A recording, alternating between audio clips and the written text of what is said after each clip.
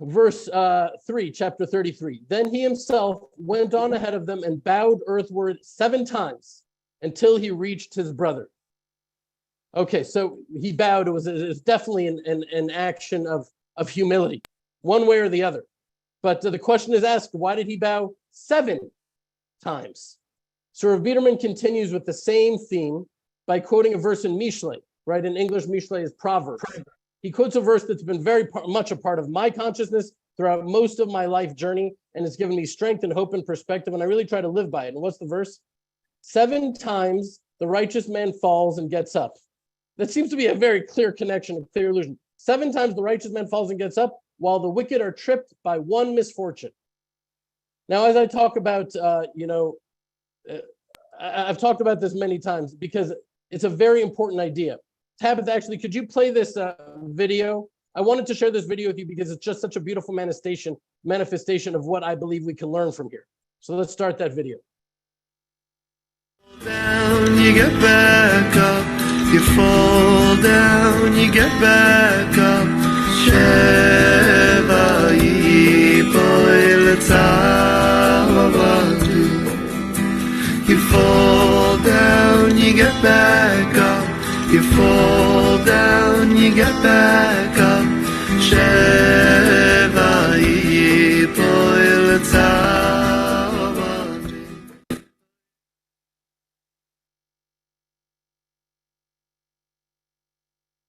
Okay, so the video is going to keep playing. I don't know if you can hear it. For some reason, maybe it's my reception. I can't see it or hear it, but I hope it's playing. But anyways, open your hearts, okay? What we have learned already that Esav represents the Yetzer Hara, the evil inclination. And Rav Biderman beautifully teaches in the name of the sages of Israel that as Yaakov is approaching Esav, he bows down, right? Fully prostrating himself to Esav 7 times. And again, who does Esav represent? The Yetzer Hara, the evil inclination. And here is Jacob bowing down to it. Something that I've done, something that I think a lot of us have done before, bowing down to the evil inclination. What does that mean? Giving in. And what happens? Yes, he does. He falls down on his face again and again. But each time, he gets right back up. 7 times he falls and 7 times he fails. And each time, he gets right back up. Because as we've said in past fellowships, the evil inclination isn't just seeking a short-term win, right? It's not the win of the actual sin itself. It's the depression and the self-pity and the beating ourselves up for not being enough and berating ourselves, for which we tend to think of that as virtuous. Oh, we're really showing ourselves and punishing ourselves. No. That's not virtuous. That's the real win for the evil inclination.